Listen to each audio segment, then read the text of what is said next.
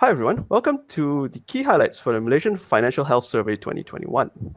This was a survey done in conjunction with AIA and iMoney to figure out how Malaysians are doing in this current economic climate. We have with us a special guest today, is Suraya Zainudin from Ringgit or Ringgit. Hi Suraya. Hi, hello. Hi, thanks for having me, iMoney. And so thanks for having me, AIA. Very, very happy to be here. Yeah, thanks for joining us. So what's going to happen is Suraya is going to give us her insights and her thoughts on what we found during this survey. That sounds great. I love surveys. I love the insights that happens from the surveys. And I believe you have some really interesting outcomes that came out from the survey. So let's get started. Yeah, sure. As I said, it was unexpected to say the least. Maybe first a briefing on what the survey is, and we'll probably talk about who was in the survey and what we found, just to set the scene. So we had over about 2,000 respondents. The split was about 60-40, men to women. So roughly about the iMoney Malaysia audience. The majority of them, unsurprisingly, were urban Malaysians with, I'm assuming, good internet connections, because that's what you usually get with these surveys. They were concentrated around the Klang Valley, Johor Bahru, Penang. We do have some representation from more rural areas, but they do not make up a big percentage of the audience. Additionally, most of these people are in the M40 households. We had a lot of individuals who are making roughly between 6 to roughly about 3,000 ringgit a month. So that's individual income, not household. And one thing we have to say is these people that we surveyed were doing their best to be financially responsible. They were saving money. Our respondents tracked their spending. 86% said that they're saving or investing every month. But 4 out of 10 of them said that they were saving less than 10% of their paycheck. So Suraya, what do you think about this? When we say 10%, that ranges so much. 10% can be, if they're earning 2,000 ringgit, 10% is 200. If they're earning 10,000 ringgit, then that is, what's the amount? 1,000. 1,000, yeah. Maths, go away. So that's a huge range, and we can't respondents being overwhelmingly from the M40 community. I would say maybe the majority of them are saving roughly 300, maybe 500 ringgit per month, hopefully. So that's a good amount to start off. I do think that people should try and increase their savings rate with, by earning their income potential or reducing their spending. Fact is, when I was doing my own finances, we need a lot more money than we think for our future and just for daily life in general. So one of the main issues we discovered with these people who said they weren't saving enough or they could only save 10% of the salary is that it's a high cost of living and they're not earning enough. So is this an issue with the salary range in Malaysia, or is it just a matter of lifestyle? I want to say a lot of people want to blame the individual for not saving enough money, because that's that kind of culture for victimizing consumers, almost like you have power to stop yourself from spending money. We know all of this, like structural issues is not one person's responsibility to fix, and that's something that I always try to point out to my audience, especially. We have to admit that, again, consumerism culture exists. Structural issues, a lot of them have to be fixed, but we have no other choice but to ourselves, like try and find ways to earn more money in order to save ourselves from not having enough in our old age. So that's a reality that we do have to face. Okay, funny that you bring up not having enough for old age. So the reason a lot of people are saving and a lot of people are investing is for retirement, right? So and it's something that a lot of our audience are always curious to know is just how much do you need to retire, or what should your goal be? Oh gosh. At the minimum, and of course this depends. I hate that two word, it depends thing. But I have done a few retirement calculations for myself, and even at the most frugal, and we're talking about like live at kampong, grow my own food, kind of retirement style, I'm looking at least like 300, 400, 500,000, assuming if I retire at 60 and assuming that, I live around like say 85, more is better, but around 85. So 25 years worth of income. However, what those calculators don't tell you is that many people who have retired spend their retirement money on their children. So that is why I have kind of accepted the fact that perhaps I will, working is perhaps like a way of life for many people now. And maybe it's not just active working, maybe it's through like passively earning money as well. Passively earning money. What do you mean by that? Well, you can generate, there's various ways to earn passive income. I can't speak for everyone else. People have different strategies. People do property. People do, earning money from dividend investing and all of that. Personally, I have various investments at different time length. I'm also experimenting with vending machine income right now. So my goal is to have to try out at least like 10 different ways of earning money and then double down on the ones that are consistently um, making me money. I know you don't want to give like specifics and how much exactly do you need because it varies by person. But how about this time length? Malaysians are young people. I should say are notorious for not saving. It's more like retirement is so far away. I'll have time to deal with it later. Rather than, yes, you should save money, definitely. And I know a lot of people, they are increasingly trying to increase their savings rate. So they start off on 10% and then they increase it by like 20, 30, 40, 50. I think the highest went up to like 60%. And that is, like borderline, no life. Lovely person. But, I think that uh, it is okay to kind of go to that boundary of like how much can I save and explore all the different ways that you can do to in order to save money. And then when you have exhausted all the ways that work well for your life without jeopardizing, like your health, your sanity, then you should definitely switch over to the other side, which is to start exploring ways to earn money. Like I personally started from there. It's not just retirement that people are saving for, it's also emergency funds. 57% of our respondents were saving or investing for retirement. So there's two questions in that. One is, how much do you need in terms of emergency funds? And the other is, do investments, say like unit trusts, stocks and all that, do they make good emergency funds? Oh, long question. Okay, we have time. All right, let's do this. So the first part of the question is about emergency fund in terms of how much you need. The basic advice that people give you is between 3 to 6 months worth of expenses. My own personal take on it is like by hook or by crook, you have to start from at least 1,000 ringgit that you have in your bank account. You never touch.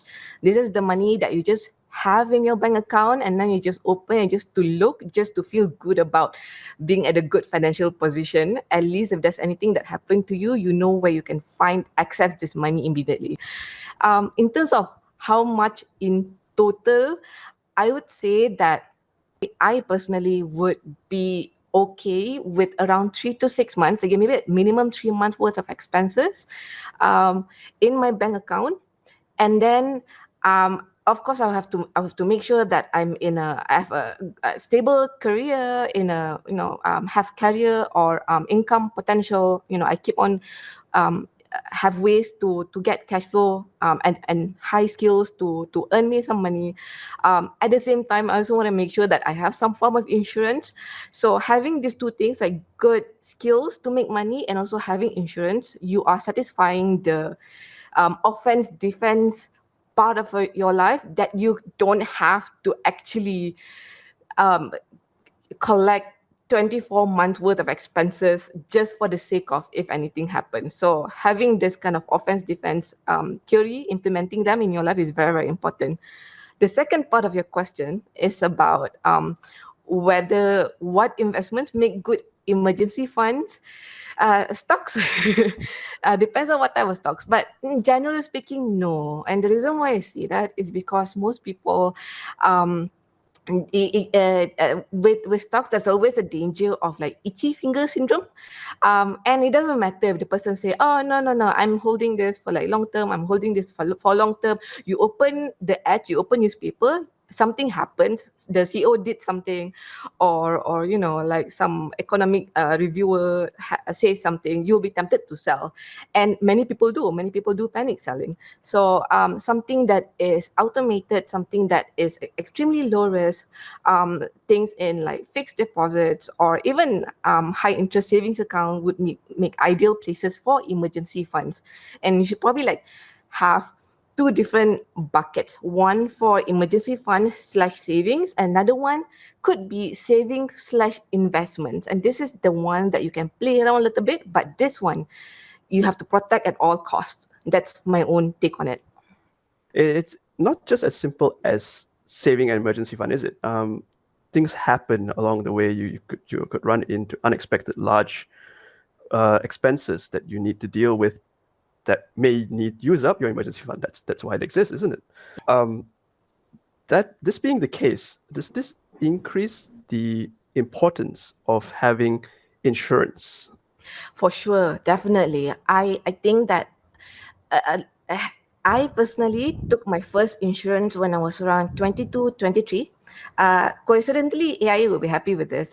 My first insurance was medical card from AIA. I still have it until today. What happened was I looked, for the 100th time, somebody told me that insurance is important. I should get it. So I'm like, okay, let's find me an agent. I found one. Turns out he's from AIA. Lovely, lovely person. Gave me right cut raya, and we were talking about, okay, what would be a good comprehensive insurance for myself. The amount actually came up to around like 500, 600 ringgit per month for a comprehensive insurance. Not his fault. I asked for a comprehensive, like what's the max amount at that time, and I was in my early 20s, so I couldn't afford that amount. So I started small, and I said, okay, you know what, my biggest worry right now is not being able to pay medical bills if anything happens to me. So he suggested a medical card, which is the advice that I took and the one that I have until now. So I must admit that during that time, it felt really good to know that I if anything happens, I won't be a burden to my family. And it felt good at even at that age, like you're in your 20s, you and knowing how much medical treatments can cost, it felt like a very adult thing to have managed myself. So just a very aside question: have you ever used your medical insurance? Have you ever made a claim? Thank God, I have never used my medical insurance. And I say thank God, even though I'm paying every month for it and I know I won't get it back. Uh, I, Insurance is the one thing that if I don't have to use it, I'll be so happy, because that means that God loves me so much that God doesn't want me to feel pain. So that's how even though, that's that pain of like paying money every month, I'm not gonna lie. But that pain of paying that money is overshadowed by the joy of being healthy. Um, I have been super super lucky in life that have had no medical issues, and I would like to keep it that way. Since we're talking about insurance as you brought up a defense to help you build your emergency fund, uh, our survey found that 88% of the respondents have some sort of protection, some sort of insurance coverage. 70% of them have medical insurance. And do you think this is a good thing? I think that I'm a bit surprised by the numbers because that's quite high, and I applaud the people who answered this survey on iMoney. Keep on reading iMoney, and get yourself insured. I think it's also a wonderful thing that people take up medical insurance simply because of the price that is medical cost is really really expensive, and if you factor in medical inflation, I think it's a smart thing to do.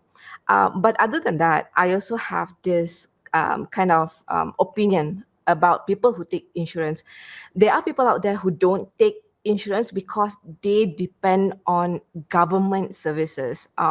They say that, oh, it's okay if anything happens to me because I can always go to government hospital, even though it's low, but you will get some sort of medical services there. However, what they don't think about is if they can afford insurance but they take up government help, then they are denying other people who are supposed to get those help from the government. So I think that it is a very moral thing to do for people to take up medical insurance and just like insurance in general, that they are directly or even indirectly like helping society be better. They are basically allocating more funds for people who actually need help from the government. From the outcome of the survey, you say that 90% of people have some form of coverage, which is great. I do wonder a little bit like what they would consider as adequate. I do kind of want to know what type of coverage that they have. I based based on the survey findings, more than half say that they don't have adequate coverage. And even the concept of adequate coverage is something that a lot of people have not taken steps to actually find out. This is where I would like to commend the financial health check by AIA, which actually helps people to find out how much coverage do they actually need. It is very easy to be under covered, but it is also possible to be over covered. So I think that by doing this type of checks on oneself, you can find out, okay, I am not allocating more money than necessary in order to get myself adequate protection at this point in my life. I have personally taken the check. Have you taken it, Farhad? Uh, uh, no, I have not.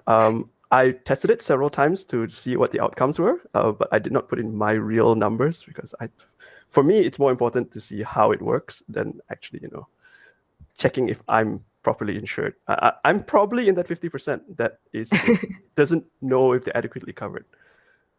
Adequate coverage is for me, it's such a loaded term because your life phases changes so much. So you just have to like keep on doing it.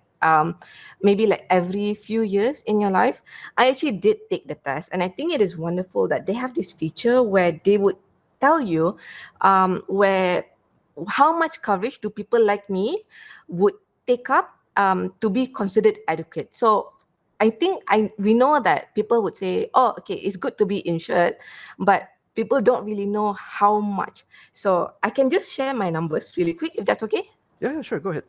Okay, so when I took it, also using my more or less data, it finds out that people like me would require life insurance worth 450,000 ringgit, would need medical insurance coverage for 1.5 million ringgit, would need personal accident insurance worth 640,000 ringgit, would need critical illness insurance worth 250 ringgit, and would need savings of around 20,000 ringgit. So I think it would it's a great idea for me to take these numbers and go to an agent, go to an AIA agent, and tell him or her how much does a comprehensive package would cost me, and compare it to the amount that I'm paying right now with all of my insurance, and see which one is like, can I get a better coverage with the amount that I'm paying now? It's something that I'm tempted to do right now. One of the findings from the survey is that on legacy planning, only half said that their loved ones will be able to sustain their lifestyle and living expenses without their income, which means that the other half, you are probably sole breadwinners or supply the majority of the income for the household. And then only 2 in 5 have planned how your assets will be distributed to your loved ones after your death. I really would like to comment on the people who have actually taken the steps to do this type of legacy planning.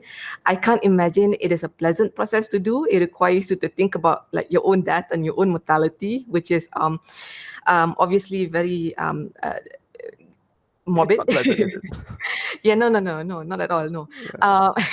I also am wondering, did you get it through like life insurance? Did you do this through like will writing? Did you do this through like doing nominations through your EPF, or maybe like a combination of these three?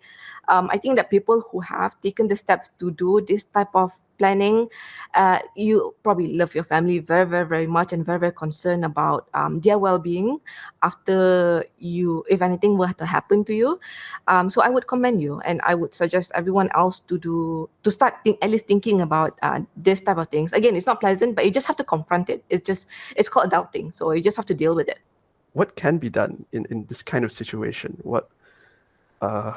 I know you brought up the AIA Financial Health Check earlier, and that's a fantastic tool to get people started. But what more can be done? The first and foremost thing that a person have to consider is finding the time to do those experiments, to learn about finance, to read books about finance, to experiment with different side income ideas, to do gig work. So it is the time part that I'm most concerned about.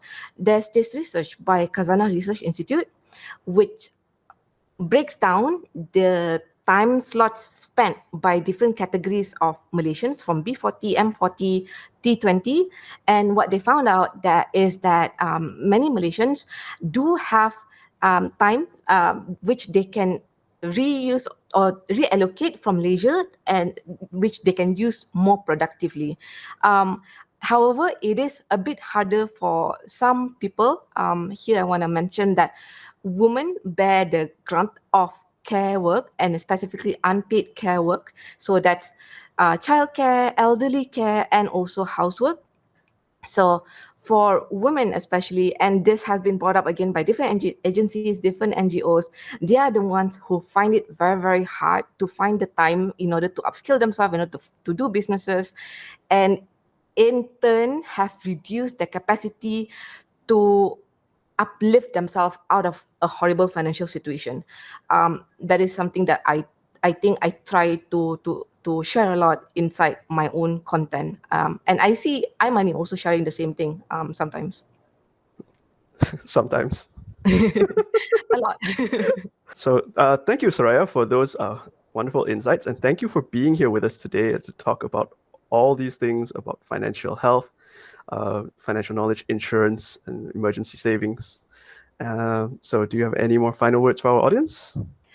If there's anything that you want to take from this whole segment, is that taking more assessments, checks, using those tools is a great thing to do in order for you to in order to prepare yourself better for life's challenges. So go ahead and take the financial health check. It's a free tool. It takes like 5 minutes of your life. It's a worthwhile activity to do so that you have better knowledge to protect yourself against future calamities. With that, I would like to thanks everyone for having me. I will pass it back to Farhan. Okay. Well, thanks, Raya. And thank you all for watching. Stay tuned to iMoney Malaysia for more content like this. We will have a link to the AIA Financial Health Check down in the description, or if you're watching this on one of our social media channels, it will be in the caption. So thanks again, everyone. Take care. Bye.